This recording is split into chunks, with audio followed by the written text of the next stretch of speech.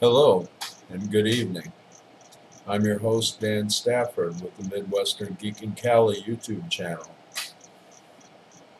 And tonight we're going to be talking a little bit more about 5G cellular data. This is the second video in an ongoing series about 5G data. And tonight what I'm going to cover is 5G. What is it? And I also have a few other topics other than 5G that will be covered later in the stream tonight. There are several interesting topics that I want to go into briefly. We'll discuss those towards the end, but first I want to get into 5G. There is one other topic other than 5G that I'm going to talk about before I dive into the 5G thing. But on that note, let me put my glasses on and take the infinity screen off, and we'll get rolling here. So you're going to notice on the website here that I've got a dark theme going here. But if you also notice here with Google Chrome, I also have a dark theme going here. And if you go to the website, it won't have a dark theme. This is www.midwesterngeekincali.com. Video casting from lovely Temecula, California. Summer's winter home. I love saying that. So it's kind of nice out today.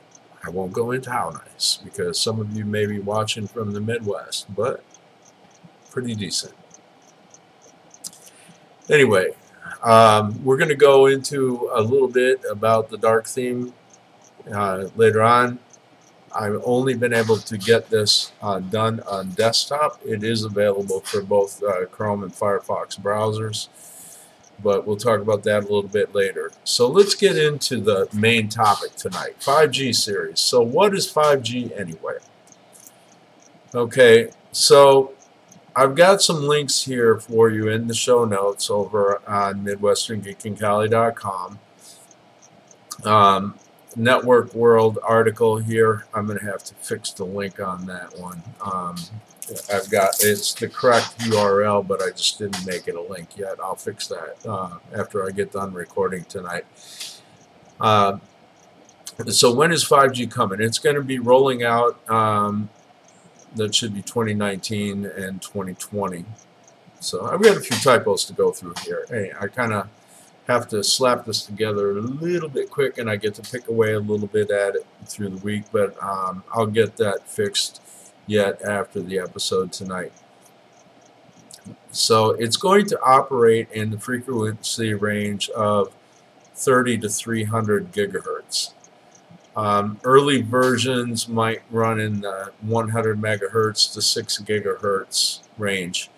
Current day Wi-Fi, for example, uses 2 gigahertz to 6 gigahertz. So the early 5G communications may be in the same frequency ranges. Now, for those who may not understand what frequency ranges are, I've got a couple of videos linked here. A video from NASA that goes into what radio waves are, and that'll help you understand frequency. And this, the NASA one is a little bit simpler for the non-technical folks. You might want to go watching that one. The second video here is from Khan Academy, and it gets into electromagnetic waves and spectrum. It's a little more detailed and scientific, but it gives a solid explanation of what frequency is as part of it. But the simplest way to explain it for me is how many times a radio wave goes out in a second. Okay, 300 gigahertz is 300 billion. Actually, it might be 300. Yeah, 300 billion times per second. So that's actually, the radio wave is pulsing 300 billion times a second. 100 megahertz would be 100 million times per second. So pretty awful fast. Okay, the data speeds are going to range from 100 megabits per second in early 5G to 20 gigabits per second in later versions of 5G. Now 100 megabits per second is about where current day home cable is. So it's not really faster than cable internet, but it's definitely better than cellular data on 4G is right now. 5G is going to use a lot of small antennas. Now, there's something about that 30 to 300 gigahertz frequency range. It doesn't go through things like walls, water in the air, and other obstacles nearly as well as the lower frequency ranges that are currently in use. So the way they're going to get around that is to use lots and lots of small antennas everywhere. So you're going to see tons and tons of little small 5G equipment installed all over the place. You may not necessarily see it, but that's what's going to happen. That's to make it work. So there will be a lot more 5G equipment to be installed. It's going to take a while to roll all that out, but the antennas will be a lot smaller than the ones that you currently see on like cell towers and the like. So that's going to be a kind of a big project, but it's coming, and they're already starting to roll out a little bit now on the early versions. The first phones that are 5G capable, Samsung is bringing one out in the first half of 2019. Apple won't be bringing one out until 2020. So I'm kind of like, in my opinion, waiting until 5G phones have been around for a little bit and there's more network available before I want to put the investment into 5G phones. So 5G is going to have 60 to 120 times lower latency than 4G, usually around less than 1 millisecond latency. For those of you who don't understand what latency is, basically it's how long does it take for a request on the internet to go out and then come back from the far end. Average latency with current internet is right around 25 to 40 milliseconds. If you're going way across country around the world, it might be up in the 60 to 80 millisecond range. And this is with cable broadband internet. Satellite internet is way higher than that currently. That's with the satellites up in geosynchronous orbit, 22,500 miles up in space. The newer satellites that are coming along are going to be in low Earth orbit, 150 miles or so, so the latency is going to be more in line with current cable internet, more in the 25 to 30 millisecond range. Millisecond is 1,000th of a second. It's more of a metric term than it is a standard English measurement. Peak speed is going to be roughly about 20 times current 4G speed. So the data speed, if you don't get the, the gigabits per second that I was talking about earlier, think about 20 times faster than your current 4G phones are as far as data transfer at the high end. So that's going to be actually pretty amazing.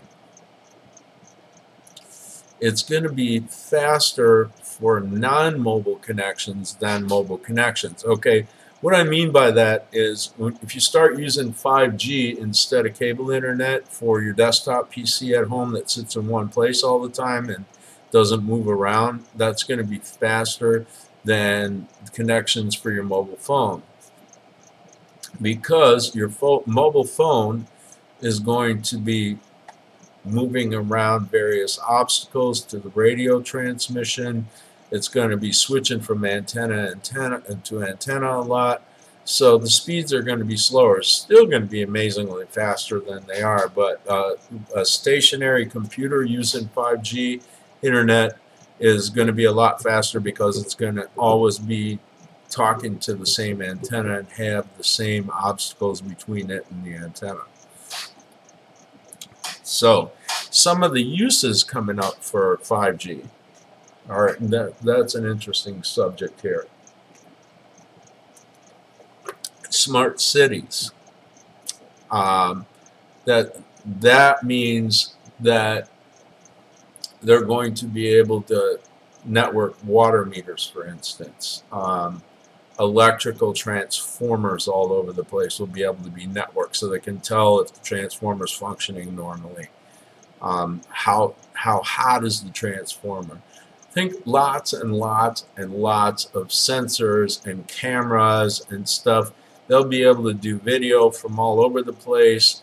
The city will be able to monitor its infrastructure, the roads, the usage of things, how much traffic is in a given street or intersection at any time. There's going to be an awful lot of data being fed back to big heavy-duty computing iron in big data centers that are helping cities monitor the health and utilization of their infrastructure. That's what smart cities means. Smart grids. We're talking power grids. So with smart grids, they're going to be able to monitor in real time how much power is traveling through various things on the grid. Like I said, transformers, switchgear, how much is running through a particular power connection, say from the transformer out in the street to somebody's house, or like how much power is being used on one whole block at a time, how much power is being used on a subsection of the network.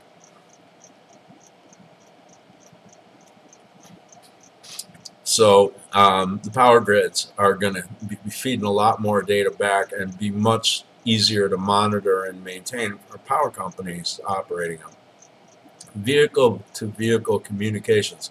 All right, your self-driving cars you're talking about, those cars are going to be able to talk to each other and say, hey, I'm going to go left up here, whereas a human being would normally have to use a turn signal, which doesn't happen a lot out here in California. I'm telling you, there are about half the drivers out here or more, maybe in 2/3, don't use turn signals. Little gripe there, soapbox, okay, done. But basically vehicles will be able to communicate with each other, and they'll be able to say, hey, I'm going to hit the brakes, or I'm riding, 10 feet behind you or 20 feet behind you. It's going to make vehicles, self-driving vehicles, able to work around each other a lot more. Traffic signal status and control, they'll be able to monitor the traffic signals and what's going on with them and change them, program them a little bit more intensely. Wearable technology, smart watches, smart glasses, body cameras, fitness trackers, all that stuff that you're doing now, be able to connect to the network and to devices on your little, what they call a personal area network. Those devices will be able to transmit data much faster and become more capable.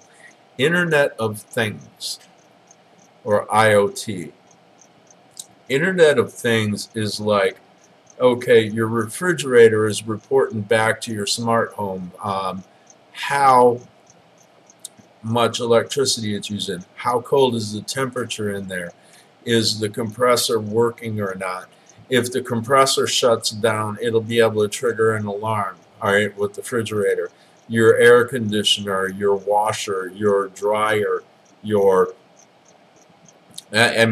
the toaster, it can tell when it's running. And so everything is going to be able to report back and say I'm in use and I'm using this much power and I'm at this temperature. You know, so it'll be a lot more controllable. And then a lot of remote connected sensors such as air quality, weather, pressure, or how many parking spaces are open in a garage, and a ton of other things. Big one, telemedicine applications. Think of a surgeon in Boston doing surgery with a robot on someone in Los Angeles. For instance, say there's a specialist in Boston that's able to perform a specific kind of surgery. Nobody in LA has really got the skills for this. They use a surgical robot, and the surgeon in Boston controls the surgical robot in LA, as an example. Or you know, your doctor may be across country, but you may have wearable health monitors where you're trying to deal with a particular health condition, and it reports back to your doctor, and your doctor can see kind of almost a real-time feed of how you're doing with whatever they're treating you for. Things along those lines.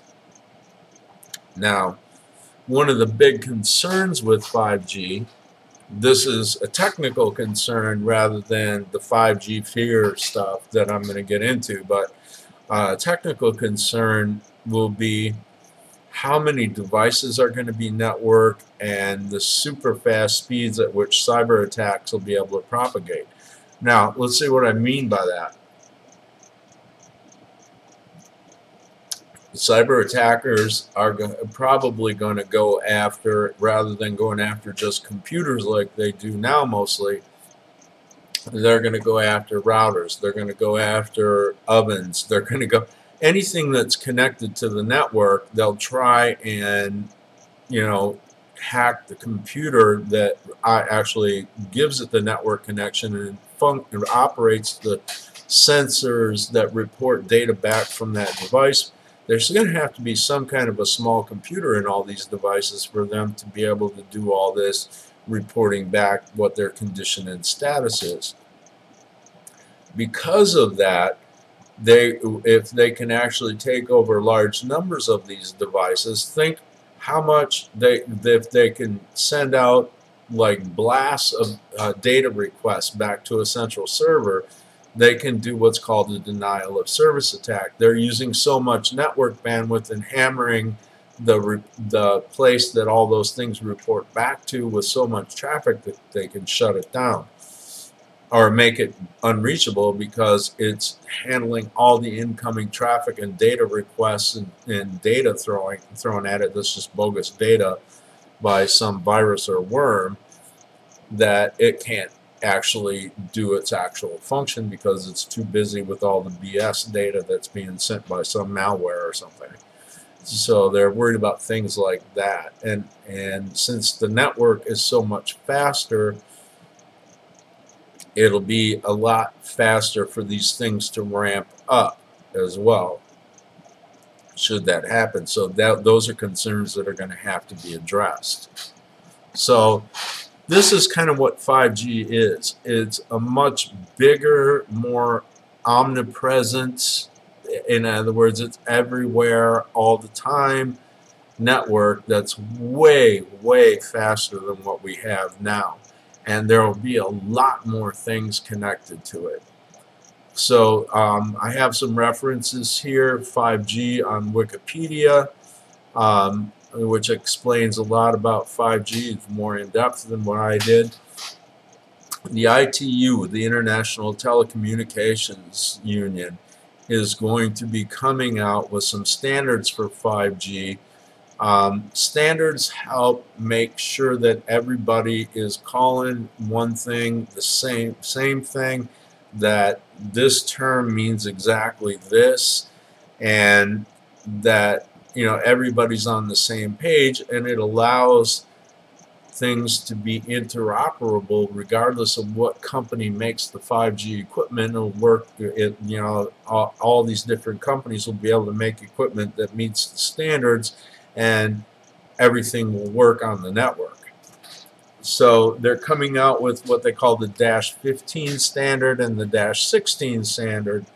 That's phase 1 and phase 2 rollouts of 5G. The -15 or phase 1 is due to be finalized in April of 2019. That's this year. That's only a few months from now. And then the -16 standard phase 2 is due to be finalized in April of 2020. So it's going to be probably 3-4 years before this stuff really gets rocking and rolling and is really everywhere, because there's a lot of infrastructure that's going to have to be built out. So it's a big project, and there's a lot coming on.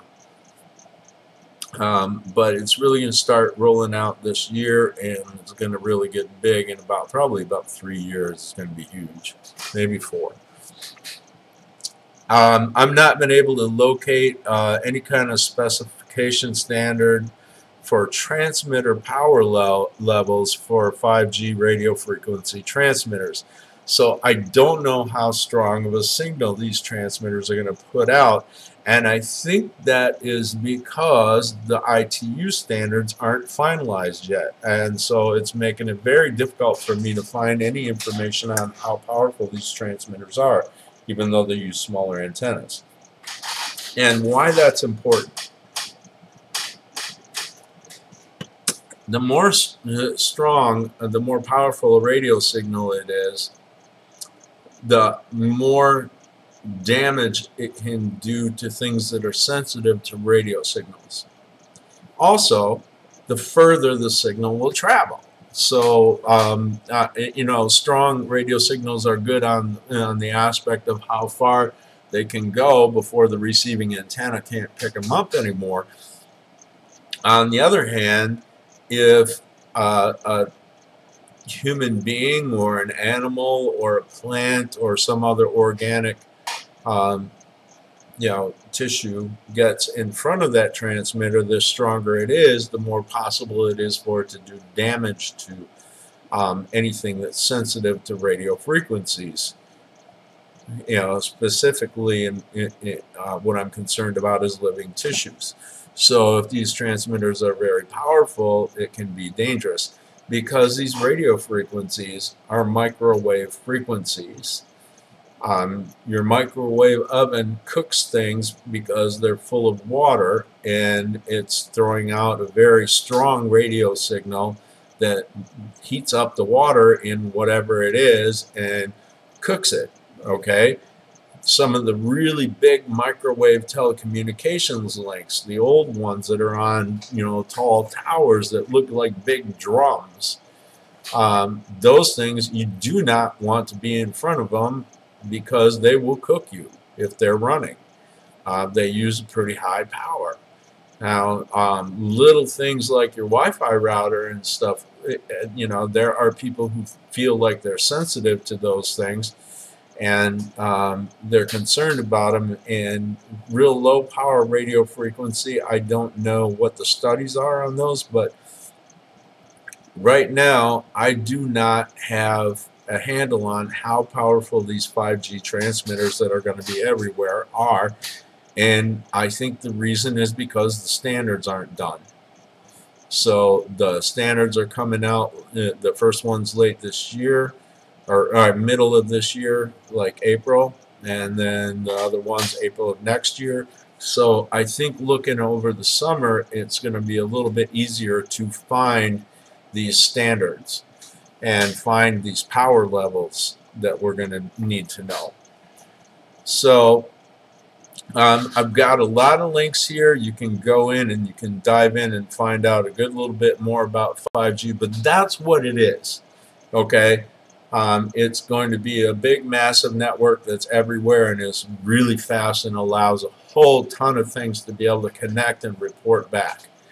And that's going to allow us to really have a lot better control and monitoring over how much stuff is being used, where it's being used, you know, what do we need for resources and planning to be able to support things more efficiently and better, where do we really need things to go. Yeah, it's going to allow for a lot more effective management and planning for future growth. There's a lot of good side. The downside to it is that it's also going to allow for a lot better monitoring of what people are doing and where they're doing it. So it's a double-edged sword in a way. The internet's made a lot of things more wide open and out there, and this is just going to be way more of the same thing. But by the same token, the internet's also made it more possible for people to know things when they need to, and to be able to fix things when they need to, and to be able to plan for the future. Well, that side's going to be amped up as well. So it's both a blessing and a curse at the same time if you're the kind of person that needs to not have what you're doing known. So, and if you're the kind of person that's going to abuse knowing what other people are doing. So that aspect of things needs to be addressed much better than it is now. But meanwhile, here is what 5G is. The only thing I can't tell is what kind of power levels it's going to use. So that's it on the 5G for tonight, and that's probably enough. Hopefully I've made the explanation pretty simple on what it is. And next episode in the series, we're going to start getting into some of the concerns and a little bit more in depth about those concerns with 5G. You've heard my earlier outline in the previous episode. This is episode 86, and episode 85 laid the groundwork for this series of episodes that I'm doing. So now on to some of the non-5G stuff. How to enable dark mode for Google Chrome and Firefox on desktop and laptop PCs. Here's an article from How to Geek on exactly how to do what I did. And as you can see, this dark mode, it is really a little bit easier on the eyes. It's pretty easy to read for the most part. It uses less power in the monitor. It uses a lot less power in dark mode because, think about it, for all this white areas to be lit up, it has to turn on every pixel there is in that spot on the screen. And if your whole screen's a big wash of white, it's using a lot of juice to project that. So there's a lot of dark mode stuff coming out for cell phones, and that's going to be doing really nice things for your smartphone battery. They're estimating 40 to 60% longer battery life. Google is coming out with a dark mode, for instance, for most of its applications. And think about it, your phone screen is the biggest user of power on your phone, right? It uses the most battery out of anything on the phone. Well, if the phone screen is doing the text in white and the background in black, it's going to use a lot less juice. So your battery is going to last longer. So that's what's cool about dark mode. The other thing is that the light these screens emit is blue light, and that tends to mess with people's sleep cycles a little bit. So dark mode is a little bit better for you for sleep cycle stuff and all that kind of thing. So I'm personally kind of liking the dark mode on here, and I find it easier on the eyes, and maybe you might too. I don't know what your preference is, but if you want to do a dark mode, at least on desktop, here's how you do it. And on mobile, if you're on Android, we're going to need to wait for Google to come out and do the dark mode stuff on their apps. And that may carry over to the iOS or Apple version of applications from Google too at some point. And hopefully Apple will jump on the bandwagon, and I would love to see a lot of other mobile phone applications do dark modes as well. It would be doing big things for people's battery life and be very helpful. So that's it on dark mode. Now, next topic I want to get into after I have a sip of coffee here is a new show that I found on History Channel. I actually found out about this show from one of my students, and Jim, if you ever see this show, I want to thank you for telling me about this. It's called Project Blue Book, and it's on the History Channel. Project Blue Book is based on the declassified information from the Air Force project to investigate UFOs. And it starts, there's only one episode out yet. The next episode's coming out this Tuesday night. It airs on Tuesday evenings. And the first episode, to me, had a lot of the feel of the X-Files, but it's more the perspective of the story of how Project Blue Book came about and what was behind it. It has a lot of cinematographic style of the X-Files, and it pulls elements of it from there, but it's not like all the monster stuff. It's straight up UFO stuff. So it's dramatized a little bit, but it is really cool. I really enjoyed the first episode. I'm a huge X-Files fan. I love the idea of it being more UFO focused than all the other stuff the X-Files used to do, and I'm really interested in it, and I think you'll like it if you were a fan of the X-Files and you're into UFO entertainment.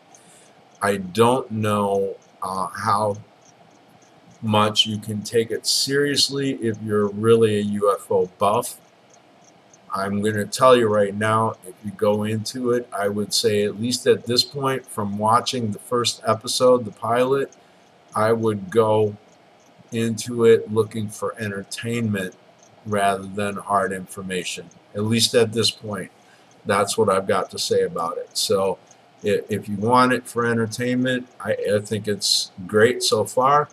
I'm going to want to see more episodes to make a final opinion on it, but I'm really enjoying it so far with the first episode in. There's a new series, Roswell, New Mexico, coming out. It's a reboot of a series from the 90s that I absolutely loved. Instead of a high school romance, though, it's going to be more of a young adult romance, as in, 20-somethings or maybe early 30-somethings. From what I'm seeing, it's going to be very similar but different. It's a reboot of the Roswell series, and I was a huge fan of the Roswell series as it was, but I think this could be even more fun in a different way. I'm looking forward to it. I think it starts on January 15th, so I'm looking for that to come out soon. Next up, The Verge long form does an in-depth article on the long and agonizing death of California's Salton Sea and the traumatic health impacts it's causing to nearby communities. I just discovered The Verge long form this week, and it is a series of long, well-written, in-depth articles with a lot of photos. These people are really researching the topic and writing it well and writing it long. If you're tired of all the short, brief, soundbite type information that you get on the net, the shallow, quick stuff, this is definitely for you. They've done quite a few stories already, it looks like. I dived into the one on the Salton Sea because I live in Southern California, and the Salton Sea is over in the next county. So it's very serious what's going on over there, and there's an awful lot of toxic dust coming out of there, and I think if you're in California, this is definitely an article that you want to read. It's important. And dealing with what's going on in the Salton Sea is going to not necessarily be a cheap thing, and it's going to play out and in terms of the financial impact to the entire state of California and the health impact to the local residents in Imperial County. So it's a very well written article, and if you live in California particularly, I think it's important for folks in California to read this one. Last up, repeated radio signals emanating from a galaxy 1.5 billion light years from Earth. So this is some kind of a radio source that is repeating and has repeated a signal multiple times, and it is putting out so much radio energy that it's like as much power as our sun puts out in 1 year within like fraction of a second. And it comes on and then goes off, and then comes on and then goes off, and repeats. They're entirely mystified about what it is. Is it like an alien communication system that's really advanced and super high power, alien 5G if you want, or is it some natural phenomena that they can't figure out with current day physics? There's only been 2 sources like this that repeat. There's been multiple radio bursts like this from around the universe, but there's only been, this is only the second one I think that they've found that repeats like this. So this is an interesting story. The link's here on Midwestern Geek and Cali.com. So if you're interested, come on over and check it out. You can dive in on any of this stuff. I really want to reread the whole Roswell, New Mexico article here. What I saw looked good, but I only got to really quick skim it. So I'm going to dive back in and read that in depth a little bit more. But on that note, I'm going to wrap it up for the evening.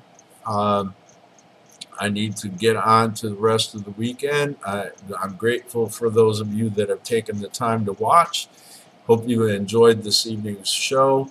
I'll be back next week with some more on 5G, on the, heading on to the next section about that. Any other cool stories come out during the week, I'll bring those in as well. And thank you for watching. And if you ever get a chance, stop over to MidwesternGeekandCali.com and hit the donation if you would. That's done via PayPal. Appreciate it. It might help me get some better equipment so I can do a little better show for you. I'm trying to improve all the time. And then also you can find us on Twitter at MidwestGeekCali. Of course, YouTube. If you're seeing this on YouTube now, live streaming, I am not able to see comments yet, so I will try to respond to any comments that come up in following videos as they come out. I do not have a set schedule for this. No, I just usually aim for a Friday evening or Saturday evening sometime. That's what I'm going to try to keep up with. I have a Facebook discussion group for Midwestern Geek and Cali. You're welcome to stop by there and comment as well if you're on Facebook. And I'm kind of giving up on Google Plus pretty soon. YouTube is going to take away the ability of automatic posting to either Google Plus or Twitter pretty quick here, within a few days. So I'm going to have to manually share videos on Twitter now. So that's going to be a little bit more added work, and I'm already pressed for time. So I don't think I'm going to do much with Google Plus other than share it from the blog when I post the blog post. I'm going to put what time and effort I can into sharing it, into doing so on Facebook and Twitter. And on that note, I'm going to call it a night. Thank you for watching and listening. Happy Vulcan fingers to you from the agent of 42, and may there never be a rogue wave in your coffee mug. Thanks again for watching, and we'll talk to you next week.